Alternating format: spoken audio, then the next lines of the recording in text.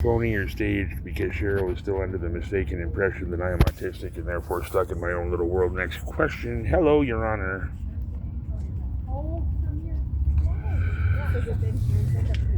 Unfortunately for me, fake staged, real or not, I did make a deal with Dale the other day that I would kind of try to chill out a little bit. Calm down and relax, and I do have a certain amount of respect for that individual. Not enormous just yet, but that's simply because I don't know him well enough.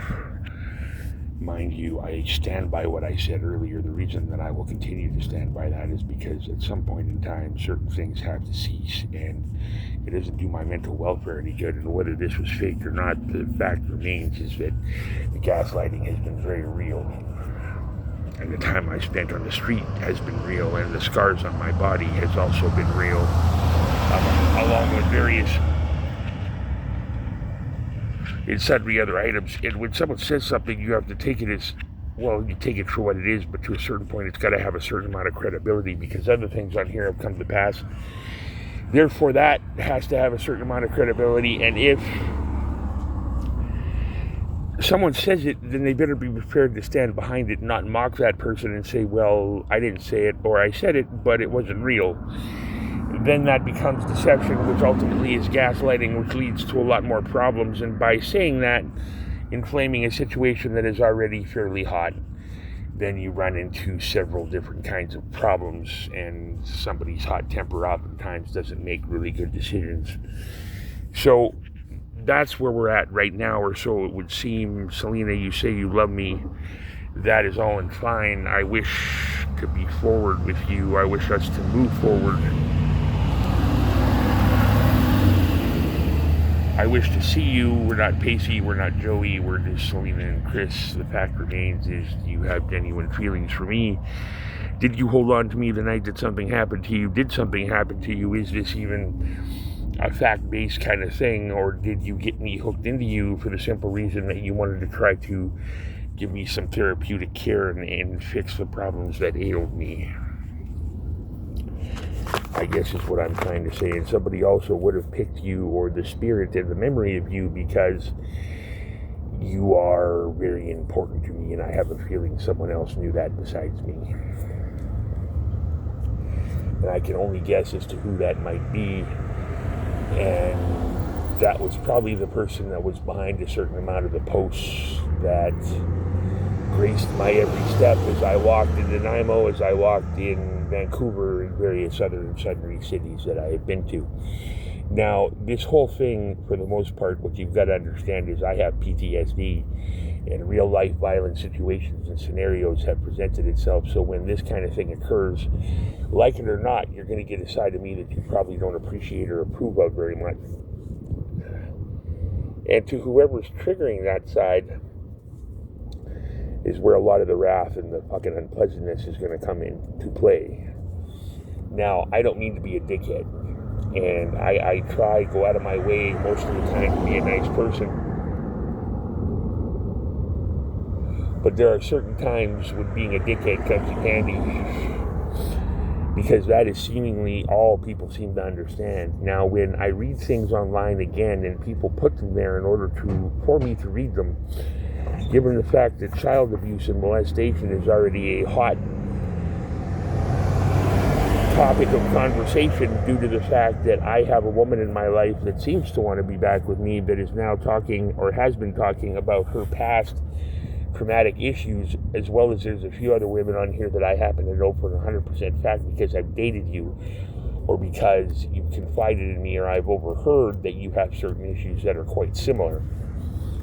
So when that comes up, like it or not, it's going to invoke a response that you might not approve of or appreciate, because as it stands right now, whenever we talk about her issues, it gets me very hot and bothered, because I don't approve of anyone hurting that girl in the least. And then for her to say what happened the other night, coupled with Vancouver, to which someone said they had a really negative sexual experience, and I would feel absolutely like dog food if that was reflective of me in any way,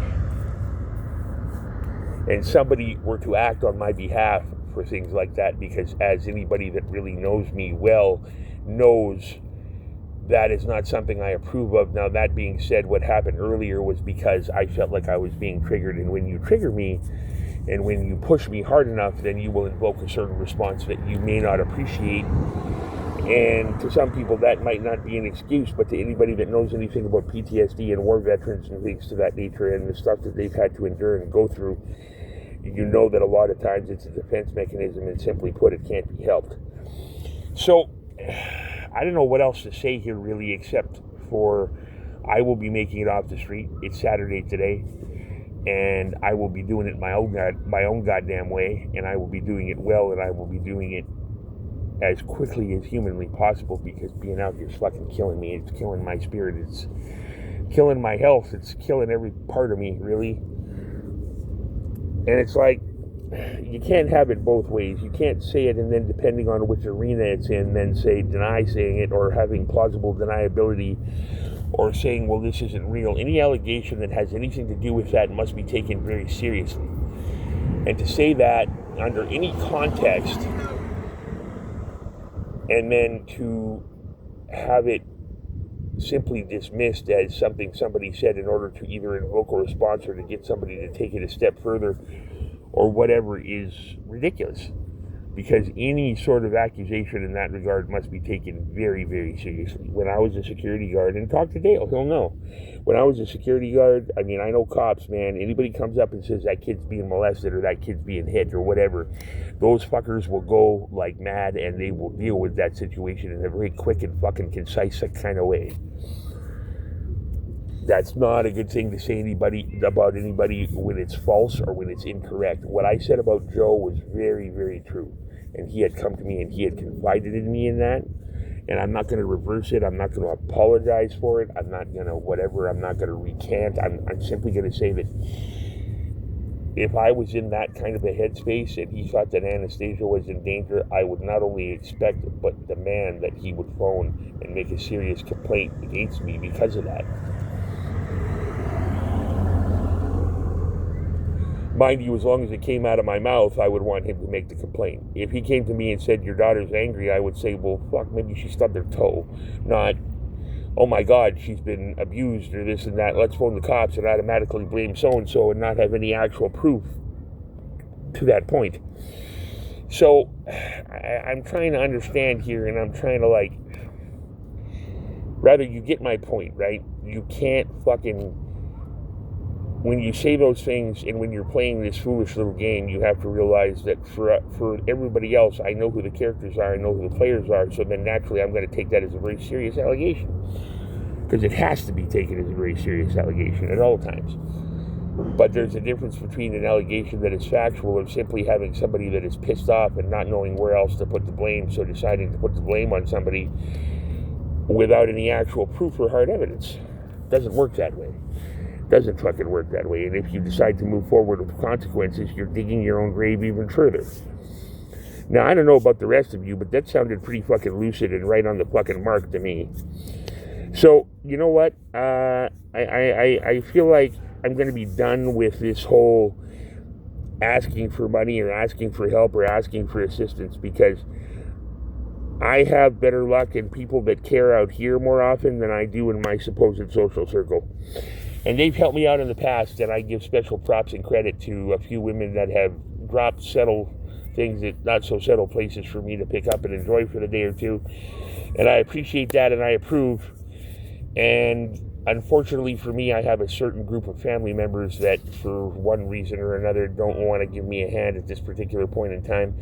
Understanding that I have some very erratic behavior, I get that, but there are ways to help somebody without being direct or inviting them into your home. That being said, as I said a second ago, when this kind of stuff happens, it must be taken very seriously at all times. You can never dismiss something out of hand.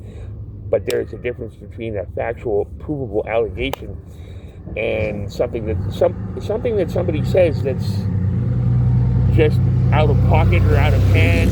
I mean, you got to look at how they're feeling, why they're feeling that way, if they have some sort of bias against that person, various other and sundry items, if it benefits them somehow by that person going to jail. Like the cops, like when they go, they look at all this shit right before they even decide to make an arrest, and they find proof first before they decide to level consequences, and consequences are not even leveled by them. They're actually leveled by the Crown. So, that being said, it's not really for anybody personally to be leveling fucking consequences towards anybody else, karma or not, because karma is not a punishable offense under the Criminal Code of Canada for the Charter of Rights and Freedoms. I haven't read it in a while, but the last time I checked, that was a pretty accurate statement.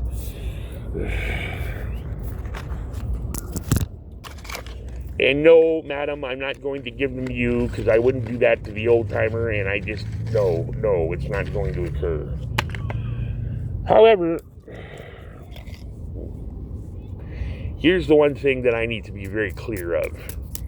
Whether I decide to go anywhere or not on the 16th or 17th is purely up to me. Whether I decide to go fuck Selena this evening, if she's a wanting, consenting, participating party in that, that's up to her. That's not up to Joe Blow down the road, fuckhead over in the corner with the bicycle, Walmart employees, Oscar Mayer Wiener factory workers, Zeller's workers, Edo workers, dollar store workers. That's not up to employees at the fucking Home Depot. That's not up to employees at Kelowna Chrysler. That's not up to employees over at fucking Liquid Zoo. That's not up to employees at the fucking 7-Eleven. That's not up to anybody fucking else except the two of us.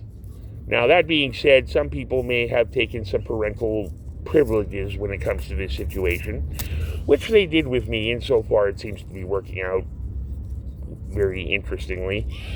But that being said, the end result of this conversation, this scenario, and what is going to go on here later in the evening, if anything at all, or if it just simply fizzles out and that's it. That particular scenario is up to her and me. That particular scenario is not up to Sherilyn Gray. That particular scenario is not up to Dale Brown. That particular scenario is not up to Marlene Wirtz. That particular scenario is not up to Richard. That particular scenario is not up to Peter. That particular scenario is not up to Al. It's not up to Brittany. It's not up to Clint. It's not up to Trevor King. It's not up to Maria King. It's not up to Taylor King. It's not up to Lacey King. It's not up to Burger King. That particular scenario falls solely on the shoulders of her and me. Thank you very much for listening. I'm sure I'm going to get a bunch of complaints and BS in about a minute, so have a wonderful day.